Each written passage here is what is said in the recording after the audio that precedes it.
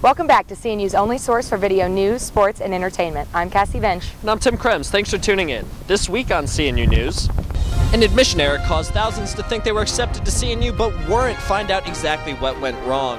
CNU women's basketball made the national stage. Find out what exactly made ESPN's top 10 plays. This year's CNU's Got Talent allowed many students to display their hidden talents, and we've got it all on video.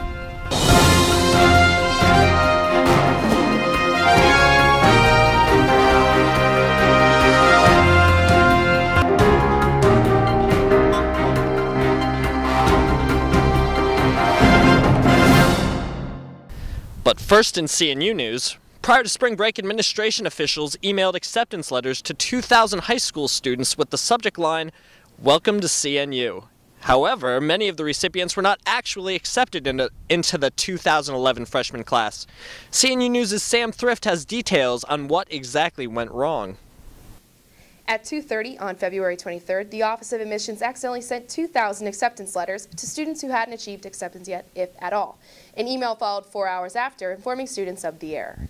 Andrew Lee is a high school senior who received the emails. I was there, and then I saw the welcome to CNU, and then the next email was like, "Oh, sorry about that." So that's how I found out. They sent that email out to everybody with whom we had correspondence, and that's why there were these additional 2,000 students whom no decision had been made for the most part. Sure, we had a plan, and we deviated from the plan at the last minute because they're anxious to get these things out. So instead of about 9 or 10 people sending out their respective emails, it was just decided to send them out in one central batch. And we're just so sorry. I mean, everyone just felt terrible about it. You know, we started getting phone calls right away. The next day, upset parents and students called CNU to complain about the mishap, but students' reactions to the incident varied. I don't know what to really say of it. I know it's an accident. I know accidents happen, so I mean, I don't have a negative view towards CNU or anything. But I mean, one of my friends actually called in and was like, "Oh, take my name out of the applicant pool because I don't want to go there," something like that. And it's such a tense time already. I mean, waiting to hear from many schools, and so we just added to that anxiety, I'm afraid. Yeah. Humans make mistakes still, and we're going to work real hard not to make this one again. Yeah. Thanks, Sam. With emotions running high this time of year for high school seniors, we found out how CNU students would react to the email fiasco in this week's Word on the Street. Most likely, I'd probably be really upset, and I don't know, I feel like I'd probably hold a grudge against CNU for a long time. I mean, I would be pretty irritated by that because that's pretty irresponsible, even if that was a mistake. I'd think they'd probably check that sort of thing before sending, 2,000 letters out. If I got one of the acceptance letters and they were taken away, I would consider it a challenge and work just as hard or harder and apply again the coming fall if that was really my goal. In other sports news, the women's basketball team is headed to the Final Four round of the NCAA tournament, marking the first time any CNU basketball team, men or women's, has gone that far in the playoffs. The 11th ranked captains will take on the number 2 ranked Amherst College on Friday, March 18th in Bloomington, Illinois. The game can be streamed live at cnusports.com. And one of the stars of the basketball team broke an impressive record, and the feat was featured as a top play on ESPN last weekend. They ended up showing it on the top 6, top 10 plays, and apparently it was number 5 for a little bit, but by the time I woke up and saw it, it was number 6. So it was definitely exciting. Pretty much how I found out about it was just my friends called me and were texting me before I woke up, and so I got on there and got to see it, so it was exciting for us. And not just me, but for the school, for our team, just the publicity of the school was just really exciting for everybody that's a part of it. It's definitely been a lot of hard work, but really with Coach Hunter and our team, it's really made it fun. It's an experience I'll never forget, one that I'll definitely be bringing my kids back to here to let them know what was going on, so it's really just a big part of my life now. Great to see CNU women's basketball featured on a national stage, and congratulations, Chelsea, on breaking such an impressive record. And if you're interested in covering CNU athletics and any other stories for CNU TV, be sure to email desk@thecaptainslog.org to see how you can get involved. And when we come back, wonder if someone on your hall has a hidden talent? Well, many students do, and we've got it all on video. This week in issue 17 of the Captain's Log, the women's basketball team made history recently. Find out how. Also, find out how CNU sent out mistaken acceptance letters to 2,000 students. CNU's Got Talent filled the black box. Find out who won the competition in this week's A&E. St. Patrick's Day is coming up. Do you know to wear to celebrate the holiday? We'll tell you in the lifestyle section. It's all in this week's Captain's Log.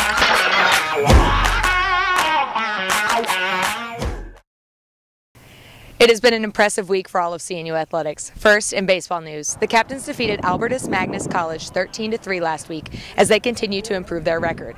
After an 8-run fourth inning, the score was all but final for the Captains. They take on NC Wesleyan College this weekend for 2 USA South Tournament games. In softball news, the Captains swept a doubleheader against the University of Mary Washington last week at home. They took the first game by a score of 8-1 and the second game 12-1. Freshman pitcher Elizabeth Holte threw a complete game during Game 1, giving up only 6 hits while improving her record to 4-1 on the season. To close out the winning week, the women's lacrosse team defeated Greensboro College 19-7, improving their record to 5-0. Freshman midfielder Ashton Marshall led her team to victory, scoring 5 goals on the day. We all know that the sports industry isn't a cheap one, but CNU TV recently got a rundown on the exact expenses and revenues for our university. Although we spend over $8.2 million on athletics, CNU actually makes a profit, bringing in just under $8.4 million. The profit of over just $73,000 is a result of student fees, sponsorships, and ticket sales. CJ Willem has more on this budget breakdown. The one thing we're very conscious of is if it's a sport where both genders play, for example, men's and women's basketball, I've always been very determined to give each one an equal budget. We really don't have to because, for example, the men's officials cost more than the women's. But to me, I think it's similar. So we've tried to men's soccer, any of those that are similar sports but a different gender, we give them equal budget. So just based their needs determine how much they get. As football, 100-plus players, obviously the largest budget in the department. Well, football obviously, and they're certainly the most expensive sport, but they've generated somewhere in the neighborhood of $75,000 in ticket sales over the years, and basketball's quite a bit behind that at about $25,000, and those are the only 2 sports that we charge admission for, with the exception of NCAA events, and so both those have raised good money to supplement our existing budget. And I'm sure CNU Athletics will continue to make a profit with such talented athletes here at CNU. But CNU doesn't just produce talented athletes. From singing to dancing to yo-yo performances, CNU News reporter Andrew Villigan discovered many different talents at this year's CNU's Got Talent. Last Saturday, Alpha Psi Omega, CNU's theater fraternity, hosted its first ever CNU's Got Talent. Numerous students came out to display their diverse talents to enormous success. Performances ranged from beatboxing to rap, song, and even hip-hop dance. We got to sit down with hip-hop artist Stephanie Delnecki. What do you call the type of dance that you do? Probably popping and locking.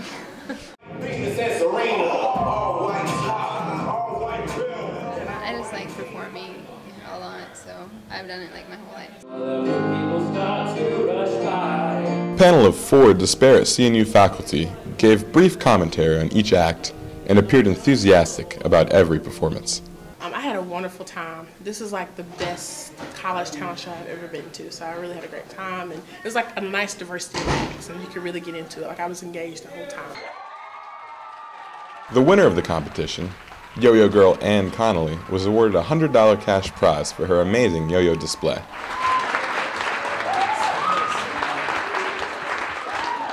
Needless to say, this is one talent show we can expect to see again. This has been Andrew Villigan with CNU TV.